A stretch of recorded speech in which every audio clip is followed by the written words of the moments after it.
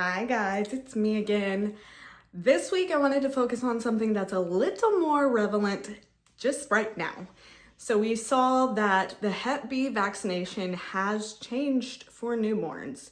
So here's what I want to talk about. I want to talk about what even is hepatitis B, how do we get it, and how it impacts us if we get it.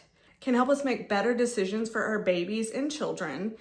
Because here's the thing, no matter what I do with my kids, I cannot give a blanket statement for all the kids and babies ever born.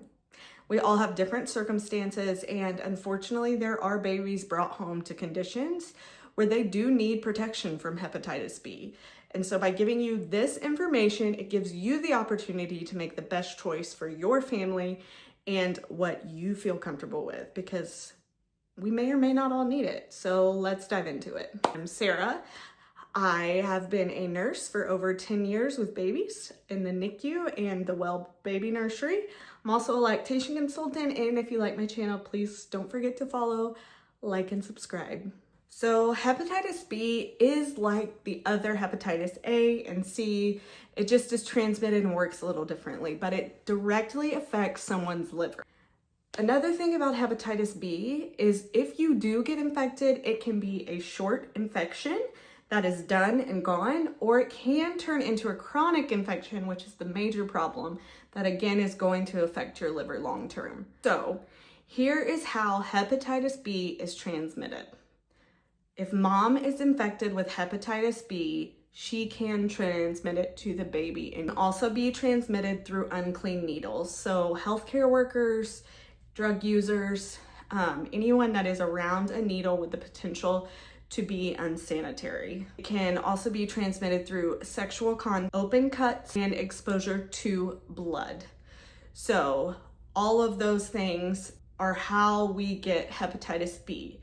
So as you can see, there are some occupations and professionals that do run the risk of hepatitis B, being infected with hepatitis B just because they are around unclean needles. It's not just drug users who can get hepatitis B, although that is the majority of the population that carries this. If mom is pregnant with hepatitis B, it does not always mean baby will have hepatitis B. It is a risk and it does happen, but it is not 100% baby's going. So if I'm infected with hepatitis B, what's it going to do?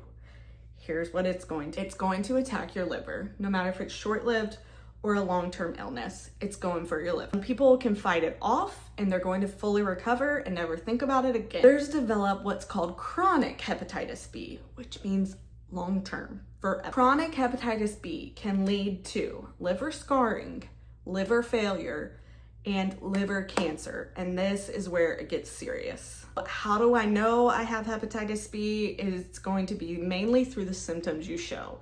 So it'll be fatigue, fever, nausea, and the big one that is usually a later indicator, but it's a big indicator something's wrong with your liver, is jaundice. It's that yellowish tint to your skin and your eyes that indicates something's going on with your liver to healthcare. Dark urine. So how do we prevent hepatitis B in babies? Well, prevention actually starts with us as adults. Before we get pregnant, before any of that, just knowing, hey, are we infected? If we're infected, there are things we can do to help support our baby in utero and then right after birth as well. And then obviously take care of ourselves. I gave you the information about what hepatitis B is, who it affects or can affect, and how it is spread. With that information, you can make the choice. Do what is right for your family and your baby. The bottom line is, please do not make blanket statements about vaccines for everyone because, while yes, sure, the majority of babies are not exposed to hepatitis B very early on in their lives, there are some that are. And so we don't want to just completely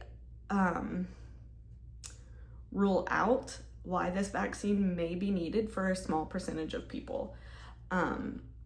Again, prevention for any infection is key, and so it starts with you.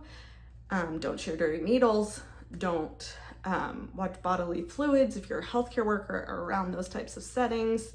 And again, wash your hands. Always wash your hands. So If you have questions, please feel free to comment below. It is one of the three medications babies are given or have been given until recently in the hospital. And so they're going to ask you if you want this for your baby, and now you can make the choice. So do what you want with the information, but all right, again, comment below. Don't forget to follow, like, and subscribe, and stay tuned for, I'm gonna give you more information and you can do what you need to for your family. Have a good day.